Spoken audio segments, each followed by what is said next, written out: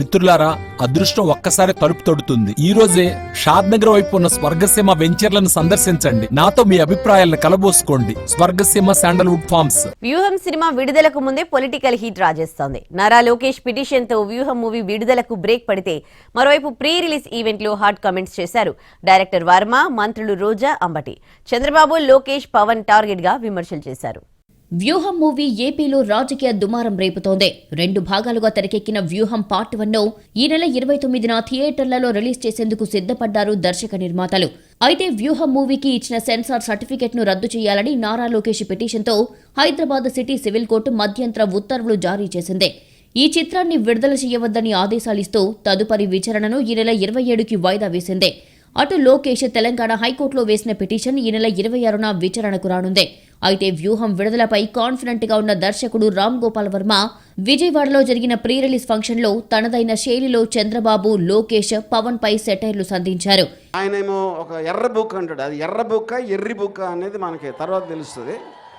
You know అంటే ఒక డిక్టేటరా మీరు? డెమోక్రటిక్ కంట్రీలో పేర్లు రాసేసుకుని వీళ్ళందరి సంగతి చేస్తా అంటే నాకు తెలిసి కిమ్ యాన్ యంగ్ కూడా చేసి ఉన్నాడు అలాంటిది నార్త్ కొరియాలో. యూనో చంద్రబాబు నాయుడు, లోకేష్ వాళ్ళు ఏమి చెప్తే అంటే ఇప్పుడు బర్రెలు గొర్రెలు ఇటెలు అటెలు దదా అని అని అని చెప్తా ఉంటే ఆ గొర్రెలు బర్రెలు ఏమి చేస్తాయో ఇప్పుడు సూపర్ స్టార్ పవన్ కళ్యాణ్ అది చేస్తున్నాడు. వ్యూహం సినిమాలో పవన్ పై చెప్పిన డైలాగులు కరెక్టేనంటూ వెన్నుపోటు టాపిక్ ను ఉదహరించారు మంత్రి రోజా. వ్యూహం మూవీతో టీడీపీ షేక్ అవుతుందన్నారు. ఎందుకు పనికిరాని పప్పు కూడా పవన్ కళ్యాణ్ సీఎం కాలేడు, అతనికి సమర్థత లేదు అని చెప్పాడు అంటే రాజమండ్రి జైల్లో వెళ్ళి తన ఫ్యాన్స్ని, తన సామాజిక వర్గాన్ని, తన జన సైనికుల్ని చంద్రబాబు నాయుడికి అమ్మేసి తనని తాను వెన్నుపోటు పొడుచుకున్నాడు అనేది ఈరోజు స్పష్టంగా కనిపిస్తున్న నిజం. వ్యూహం సినిమాలో జగన్ అసలు కోణాన్ని వర్మ ఆవిష్కరిస్తున్నారని కొనియాడారు మంత్రి అంబటి రాంబాబు. నిజ జీవితంలో పేర్లనే సినిమాలో వాడే దమ్మున్న దర్శకుడు వర్మ అని ప్రశంసించారు. నిజ జీవితంలో ఎవరి పేర్లైతే ఉన్నాయో ఆ పేర్లతోనే సినిమా తీసిన ఏకైక దర్శకుడు ఈ వరల్డ్లో ఎవరైనా ఉన్నారు అంటే అది ఆర్జీవి వ్యూహంతోనే ప్రారంభం కాబోతుందని కూడా మనవి చేస్తున్నా.